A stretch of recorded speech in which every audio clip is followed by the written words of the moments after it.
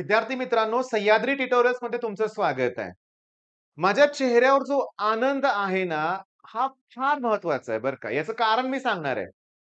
आयुष्यात ना 10वी पर्यंत बरं का, मॅथ्स माझ्या आवडीचा विषय होता. तुम्हाला सगळ्यांना माहिती आहे, कदाचित तुम्हाला वाटेल किती वेळा तेच-तेच सांगताय, पण गरजेचं आहे सांगणं. मॅथ्स खूप आवडीचा होता. 11वी-12वी या 2 वर्षात ना, मी मॅथ्समध्ये पासच झालो नाही. सिरियसली. युनिट टेस्ट, सेमिस्टर प्रिलिममध्ये फेल. बोर्डच्या एक्झाममध्ये पास झालो. त्याच्या मागचं कारण केळकर सर. 2 महिन्यासाठी त्यांचा क्लास मिळाला बाळांनो. दिवसभर सरांनी आमचे क्लासेस घेतले आणि खूप तसे बरे मार्क मिळाले. पुन्हा इंजिनिअरिंग. M1ला 2 अटेम्प्ट लागले. M2ला पुन्हा 2 अटेम्प्ट आणि M3 तर तिसऱ्या अटेम्प्टमध्ये क्लिअर झालो. पण मी सांगितलंय तर परत सांगणार आहे. जेव्हा मला पाटील सर भेटले M3च्या क्लाससाठी सांगलीमध्ये, विश्रामबागमध्ये, मला हेच सांगायचंय, की मॅथ्स माझ्या आवडीचा विषय बनला. इतकं की विचारूच नका. माझं लाईफ चेंज झालं. आज मी जे इथं आहे ते पाटील सरांच्यामुळे आहे. योग्य मार्गदर्शन मिळालं मला. योग्य मार्गदर्शन. मग हे एवढं मी का ओरडून सांगतोय? पण आज मला सेम तसाच मेसेज आला एका मुलाचा. ॲक्चुअली तो संकल्प बॅच मधला स्टुडंट आहे आणि त्याचा मेसेज होता, की "सर, अगोदर डेरिव्हेटिव्हची खूप भीती वाटायची. करायची इच्छाच होत नव्हती. पण जसे क्रॅश कोर्सचे व्हिडिओ त्यानं बघितलेत, जवळ-जवळ 4 पी-वाय-क्यू सेशन अपलोड झालेत. तो असा म्हणाला स्टुडंट त्या मेसेजमध्ये त्याचा असा आलाय, की "मला आता डेरिव्हेटिव्हची भीती वाटत नाही. बास सगळं मिळालं." मला कळालं माझ्या चेहऱ्यावर एवढा आनंद का आहे ते. सिरियसली गेली 3-4 वर्ष क्रॅश कोर्समध्ये आमच्याकडे जे फॅकल्टी होते त्यांचे लेक्चर्स असायचे. पण यावर्षी माझे मॅथ्सचे लेक्चर्स आहेत. मला अभ्यास करायला लागतोय आणि मला तो आनंद परत मिळालाय. माझ्यावर माझी टीम आहे. माझ्या टीममध्ये 3 स्टुडंट आहेत, की जे रिपीट करतायत. मी तुम्हाला सांगू का? एकाचं आडनाव पवार आहे, एकाचं पाटील आहे आणि एकाचं राजपूत आहे. एक धुळ्यावरून आलाय, एक कराडवरून आलाय, एक साताऱ्यातला आहे म्हणूया आपण. पण मी आत्ता तुम्हाला सांगू शकतो, आता माझ्या पुढेच आहेत ते, पण त्यांचा रिझल्ट दिसतोय मला. आमचं टार्गेटच 100% यायचं आहे. का नाही मिळणार सांगा बघू? तुम्ही एकदा डेमो लेक्चर्स बघा तरी. मी डेरिव्हेटिव्ह अजून 1 आठवडाभर घेणार आहे. हां, मी सगळ्याच गोष्टी क्लिअर करणार आहे. एकूण एक न्यूमेरिकल तुमच्याकडे असणार आहे. मग कॉन्फिडन्स हायर लेव्हलला असणार आहे. आणि मॅथ्स असा असणार आहे क्रॅश कोर्समध्ये लक्षात घ्या, की फोकस असणार आहे पी-वाय-क्यूजवर. आणि मी तुम्हाला प्रूव्ह करून दाखवतोय, की पी-वाय-क्यू आपण सॉल्व्ह करतोय. ते पण टेक्स्ट बुक मधलेच प्रॉब्लेम आहेत. मग टेक्स्ट बुक मधलं पण तुमच्याकडून मी सॉल्व्ह करून घेणार आहे. आणि क्लिअरली सांगू का, डाउट सॉल्व्हिंग सेशन पण आहे. सगळ्या गोष्टी आहेत आपल्याकडं. तुम्ही या नंबरवर काही असेल ते तुमचे डाउट्स विचारू शकताय. उत्तर कोण देणार आहे तुम्हाला? मी देणार आहे.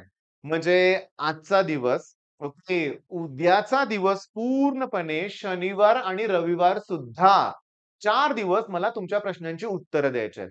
पहिला प्रश्न, आत्तापर्यंत आलेले प्रश्न, की हा क्रॅश कोर्स रिपीटर मुलांसाठी आहे का रेग्युलर मुलांसाठी आहे? हे द्या ना उत्तर याचं. रिपीटरसाठी वेगळा कोर्स कसं काय असेल? मग रिपीटरसाठी जे घेतलं जातं ते रेग्युलर मुलांनी करायचं नाहीये का? ऑब्व्हियसली तेच असणार आहे. शेवटी रिझल्ट आपल्याला मिळवायचा आहे. बरोबर आहे. बरं, क्रॅश कोर्समध्ये कोण शिकवणार? फिजिक्स मीच घेणार आहे. केमिस्ट्री सुद्धा मीच घेणार आहे आणि मॅथ्स सुद्धा मी घेणार आहे. फिजिक्स आणि केमिस्ट्रीचे रेकॉर्डेड लेक्चर्स आहेत. ओके. आणि छान गेल्या वर्षीचे ते लेक्चर्स आहेत. खूप एम-सी-क्यू आम्ही घेतलेल्या आहेत. पण त्याच्यात सुद्धा शेवटी तुम्हाला पी-वाय-क्यू सेशन्समध्ये 2024 चे क्वेशन हे घेतले जाणार आहेत आणि प्रूव्ह करून दाखवलं जाणार आहे तुम्हाला, की बघा हे 2024 चे क्वेशन्स आहेत. हे तर आम्ही अगोदरच घेतलेले होते. डोक्यात आलं का तुमच्या मला काय सांगायचंय ते? ठीक आहे. मॅथ्सला तुम्हाला 100% नवीन लेक्चर्स मिळतायत. ओके, 100% नवीन लेक्चर्स आहेत आणि ते टोटली पी-वाय-क्यू वर बेस्ड आहेत. माझं टार्गेट एकच आहे. माझा तुम्हाला अनुभव सांगायचा आहे फिजिक्स, केमिस्ट्री आणि मॅथ्सचा. लास्ट इयरचा. जे एक्स्ट्राऑर्डिनरी स्टुडंट आहेत ते केमिस्ट्रीमध्ये 40 पर्यंत पोहोचलेतच किंवा पुढे सुद्धा गेलेत. केमिस्ट्रीमध्ये ते फिजिक्समध्ये 30च्या आसपास त्या मुलाने स्कोर केलाय. त्याच्या पुढे नाही गेलेत लक्षात घ्या आणि मॅथ्समध्ये मात्र 50च स्कोर आहे. एवढं झालं की 120 स्कोर आहे आणि 120 म्हणजे 98 प्लस पर्सेंटाइल. सक्सेसफुल स्टुडंट आहेत ते. एव्हरेजली झालेलं आहे. पण माझं काय म्हणणं आहे बघा, इथं माझं टार्गेट आहे मला 90 प्लस तुम्हाला न्यायचं. का नाही जाणार? सगळे प्रश्न घेतलेलेच येणार आहे. टाईम मॅनेजमेंट, टेस्ट भरमसाठ होणार आहेत तुमच्या. डेरिव्हेटिव्हच्या ऑनलाईन टेस्ट माझ्या असणार आहेत. ॲपवरती लक्षात घ्या. ओके.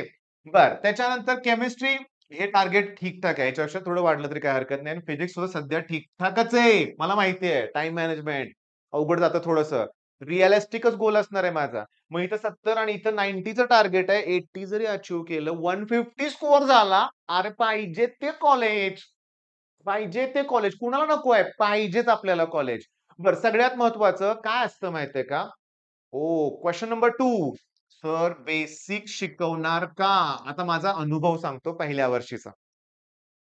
ऑसिलेशन हा पहिला व्हिडिओ म्हणजे पहिल्या क्रॅश कोर्सचा अनुभव सांगतो. ऑसिलेशन पहिला टॉपिक सुरू केला मी. लेक्चर तयार केलं. मी होतो खुश. अरे वाह! कसलं मस्त लेक्चर तयार झालंय. मी काय केलं मुलांना सांगू का, की फॉर्म्युले डिटेलमध्ये सगळे एक्सप्लेन केले आणि डी-पी-पीमध्ये ना, मी जसा पहिला फॉर्म्युला एक्सप्लेन केलाय, डी-पी-पीमध्ये पहिलं तेच न्यूमेरिकल होतं. मला काय वाटलं माहितीये का, आता फॉर्म्युले आपण छान एक्सप्लेन केलेत. ह्यांनी मुलांनी फॉर्म्युले समजून घेतले असणार आहेत आणि मग हे डी पटापटा सॉल्व्ह करतील. अडलं तर डाउट येतील. पहिलाच डाउट आला. पहिला डाउट होता, ह्याच्यासाठी मी क्रॅश कोर्स घेतलाय. असं शिकवणार आहे व्हय? हे कळालं नाही मला. मला माहिती आहे. मी त्या मुलाशी पर्सनली बोललो. पुन्हा त्यानं एक्सेप्ट केलं. लेक्चर बघितलंच नाही. डायरेक्ट डी-पी-पीला हात लावलाय. अरे लेक्चर तरी बघायचं ना. नंतर माझ्या लक्षात आलं, की मुलांना काय पाहिजे. मग तुम्ही जेव्हा आमचे डेमो लेक्चर्स बघाल, तुमच्या लक्षात येईल, मी ना कन्सेप्ट घेतले आणि जाग्यावर त्याच्याशी रिलेटेड एम-सी-क्यू तिथं घेतलेत. हां, डी मधलेच 80% क्वेशन सिलेक्ट करून सॉल्व्ह करून दाखवलेत आणि डी-पी-पीमध्ये परत ते सॉल्व्ह करायला दिलेत. 20% थोडे वेगळे क्वेशन असतील त्यात. पण कॉन्फिडन्स मग वाढतोय ना. पण मी अशी पण 72 मुलं बघितली लक्षात घ्या, की व्हिडिओ लेक्चरमध्ये जो प्रॉब्लेम सोडवून दिलाय, ते पण डाउट विचारणारी मुलं बघितलेत मी. अनुभव माझे खूप आहेत लक्षात घ्या. पण 4 वर्षात जरा अनुभव म्हणजे काय म्हणूया आपण, अनुभवातनच मला कळाल्यात गोष्टी. कोडिंग करणारे पण आहेत. YouTubeवर अशी पण मुलं बघितलेत मी, स्टार्टला मी खूप चिडायचो. खूप चुकीचे कमेंट्स आले ना क्रॅश कोर्सबद्दल, मी शोधायचो त्या मुलाचं कंटेंट मिळवायचा प्रयत्न करायचो. आणि बऱ्याच वेळा माझ्या लक्षात आलंय, क्रॅश कोर्समध्ये नाहीये, तरी कमेंट करणारी मुलं बघितलेत मी. म्हणजे क्रॅश कोर्स घेतलेला नाहीये, पण ह्यांचा क्रॅश कोर्स घेऊ नका, अशी मुलं पण बघितलेत.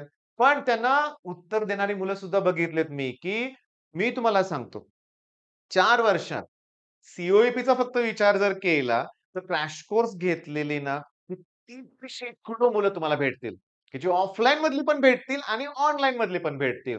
सगळं त्यांचं क्रेडिट मी माझ्याकडे घेतच नाहीये. असं म्हणणार नाही, माझ्याच क्रॅश कोर्स घेतल्यामुळे तुम्हाला ते मिळालं. नाही, मी YouTubeवर बरेचसे बघतो लोकं आहेत बरं का बोलतात, की माझाच टॉपर आहे, मीच घेतलं, माझंच हे आहे. अरे नाही, स्टुडंटचं क्रेडिट आहे. मी आता रिपीटर मुलांचा उल्लेख केला. ते दिवसभर बसतायत. सकाळी 9 ते रात्री 10 करतायत म्हणून तर रिझल्ट लागणार आहे ना. नाही केलं तर काय होईल? ठीक आहे, घेतला माझा क्रॅश कोर्स. आणि काही केलंच नाही तर काय होणार आहे? काहीच होऊ शकत नाही. तर आणखीन एक मी तुम्हाला सांगतो, क्रॅश कोर्स घ्यायचा असेल तर एक गोष्ट लक्षात ठेवा, तुम्हाला स्वतःच्या नोट्स स्वतः काढाव्या लागतील. ओके. तुम्हाला डी-पी-पीमध्ये त्या सगळे सॉल्व्ह करून स्लाईड्सच्या नोट्स देणार नाहीये मी. ती सवय योग्य नाहीये. आणि माझं ऐकणार असाल तरच मला तुम्ही माझ्याकडे हवाय लक्षात घ्या. कारण का? यश मिळवायचं आहे ना. आता रिपीटर असाल तर तुमचं वर्ष महत्वाचं आहे. 1 वर्ष घालवलंय आपण आता रिझल्ट पाहिजेच. लागेल का रिझल्ट? हा एक डाउट आहे बरं का. तर सांगतो. प्री पर्सेंटाइल वरनं मुलं 97 पर्सेंटाइल वर गेलेत. ओके. पण 80% वरून 89 वर गेलेली पण मुलं बघितलेत मी. नकोय मला तसला रिझल्ट. ह्याच्या मागचं रिझन आहे सांगतो. या स्टुडंटचं एक्झाम्पल देतो. अगदी गेल्या वर्षीचंच आहे. 10वी 96% होते. मला निगेटिव्ह गोष्टी जास्त सांगायच्या नाहीत, पण गरजेचं आहे म्हणून सांगतोय. 9चे 9 दिवस. सुरुवातीला काही दिवसच अभ्यास केला. पुन्हा तेच. मित्रांच्यावर फिरणं, टाईमपास, एन्जॉय सगळं आणि अभ्यास बाजूलाच राहिला. तुम्ही देणार आहात का वेळ? रोज मला 14 तास हवेत. ओके. नंतर तुम्हाला काय होणार आहे माहिती का? की मॅथ्सचं लेक्चर मिळणार. तर हे लेक्चर्स माझ्याकडे रेकॉर्डेड आहेत. मग ऑब्व्हियसली रोज मी जर मॅथ्सचा डोस तुम्हाला दिला, तर बेस्ट होईल ना. काही वेळेस काय होणार आहे, माझी इच्छा आहे, की फिजिक्सच्या वेळेस ना फक्त फिजिक्स घ्यावं. रोज एकच लेक्चर फिजिक्सचं व्हावं, कारण मोठं असणार आहे ते. प्रॉब्लेम सॉल्व्ह करावा लागणार आहे. पण केमिस्ट्री जर वाटलं मला ईझी आहे, पण त्याचबरोबर मॅथ्सचं लेक्चर द्यायला काही हरकत नाही. प्री प्लॅन सगळं स्ट्रक्चर असणार आहे. जुलै, ऑगस्ट, सप्टेंबर, ऑक्टोबर, नोव्हेंबर, डिसेंबरपर्यंत क्रॅश कोर्स चालू राहणार आहे. थांबा, पुढचं सांगू दे मला. जानेवारीचे पण काही दिवस आपण चालवणार आहे आणि त्यानंतर मात्र बोर्डच्या प्रिपरेशनसाठी. आता बोर्डवरून मला आठवलं, जर तुम्ही रेग्युलर स्टुडंट असाल, तर तुम्ही संघर्ष बॅच घेतलीच पाहिजे. कारण संघर्ष बॅचमध्ये फिजिक्स आणि केमिस्ट्री बोर्डची प्रिपरेशन करून घेतोय. त्याची फी फक्त 3,000 आहे. मॅथ्सच्या बाबतीत म्हणाल, तर क्रॅश कोर्समध्ये जवळ-जवळ तुम्हाला सांगू का, क्रॅश कोर्समध्ये बेसिक घेतलंच जाते.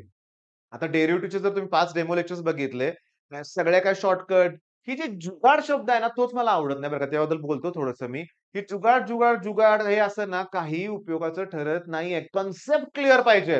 हां, शॉर्टकट्स टिपिकल आहेत ती उपयोगी पडतील. प्रत्येक गणिताला शॉर्टकट जुगाड नाहीये बाळांनो लक्षात घ्या. एक्झाममध्ये तो जुगाड आठवला तर पाहिजे ना. मग इम्पोर्टंट काय कन्सेप्ट वाईज घेतलं पाहिजे. मग क्रॅश कोर्समध्ये मॅथ्स कव्हर होतंय. मग तुम्ही म्हणाल सर 2-2 कोर्स घ्यायला लावताय. तुमची फी 3,000 आहे. क्रॅश कोर्सची पण 3,000 आहे. पण जर संघर्ष बॅच घेतली तर क्रॅश कोर्स आम्ही फक्त 1200 ला देतोय.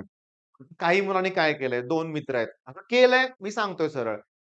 संघर्ष बॅच घेतली, क्रॅश कोर्स घेतला, दोघं मिळून सॉल्व्ह करतात. काही इश्यू नाहीये, काही इश्यू नाहीये. एक लक्षात घ्या, ॲट द एंड मला हवाय रिझल्ट तुमच्याकडून. एक छान असं आपल्यात एक बॉन्डिंग होणार आहे हे लक्षात घ्या. बरं, क्रॅश कोर्स आणि जर रिपीटेड स्टुडंट असेल तर संघर्ष बॅच घ्यायची गरज नाहीये. तो फक्त क्रॅश कोर्स घेऊ शकतो, घेऊ शकतो. पण त्याच्या एखाद्या मित्राला तो संघर्ष बॅच सुद्धा देऊ शकतो. काही प्रॉब्लेम नाहीये लक्षात घ्या. पण कोर्स घ्या. घ्या, पण तो दुसऱ्याला नुसताच वापरायला देऊ नका. तुम्ही तुमच्या पालकांचं जे म्हणतो ना, कष्टानं कमवलेल्या पैशाने कोर्स घ्या. मी असे अनुभव बघितलेत अगोदर. हे जे 3% चा मुलगा मगाशी बोललो ना 97% त्याला, तसाच होता. मला जेव्हा भेटायला आला, तेव्हा त्याने मी त्याला विचारलं पर्सेंटाइल किती? तो 3 सांगितलं. मी त्याला म्हटलं, "अरे, मग तू आमचा क्रॅश कोर्स का नाही घेतला गेल्या वर्षी?" त्याची आई म्हटली, "घेतला होता की." माझं तर डोकं चालायचं बंद झालं होतं. म्हणजे असं तोंड मारल्यासारखं झालं मला, की क्रॅश कोर्स आहे स्टुडंटकडे तरी 3% मी लगेच त्याचं रेकॉर्ड चेक केलं. एकही व्हिडिओ बघितला नव्हता. एकही टेस्ट दिली नव्हती. मग कशाला घेतला होता? हाकलून दिलं होतं मी ऑफलाईन क्लासमधून त्यांना. पण ते पालक परत आले. त्यांनी रिक्वेस्ट केली. त्यांचे एक नातेवाईक हा मुंबईचा स्टुडंट होता. त्याचे नातेवाईक पण आले इथले साताऱ्यातले आणि मग त्याला मी घेतलं आणि त्यानं रिझल्ट लावून दाखवला. मी सरळ सांगतोय तुम्हाला म्हणजे मी अशा गोष्टी ज्या घडल्या त्या सगळ्या सांगितल्यात तुम्हाला. पण अजून तुमचे प्रश्न आहेत, करा की कॉल. 80 87 31 80 64 बरोबर आहे. नंबर क्लिअर आहे लक्षात घ्या. एवढंच आहे, की हा व्हिडिओ अपलोड झाल्यापासून जो पहिला कॉल येईल तिथून मी कॉल रिसीव्ह करणार आहे. त्याच्या अगोदरच माझं जेवण वगैरे सगळं झालेलं असणार आहे. रात्री 10 वाजेपर्यंत मी कॉल रिसीव्ह करणार आहे. त्यानंतर next day, okay, next day 12 तारखेला, ओके, दिवसभर मी हे लिहून ठेवतो, नाहीतर पुन्हा व्हिडिओ उशिरा कोणतरी बघायचे आणि पुन्हा कॉल करतील हे लक्षात घ्या. म्हणजे 11, 12 आणि 13 तारखेला जुलै मी कॉल रिसीव्ह करणार आहे हे लक्षात घ्या. ओके. मग आता काही शंका असतील तर विचारा. डोळे मिटून क्रॅश कोर्स घ्या. आतापर्यंत माझ्या फोन कॉलमधले जे म्हणजे माझ्या फोनमध्ये जे काय म्हणतो सेव्ह केलेल्या नंबरचा काउंट आहे तो 20,000 प्लस आहे. याचं रिझन काय आहे? क्रॅश कोर्सचे स्टुडंट. क्रॅश कोर्सचे स्टुडंट. मग गेल्या 4 वर्षात एवढा रिस्पॉन्स मला मिळालेला आहे आणि दरवर्षी मिळतोय. मिळतोय.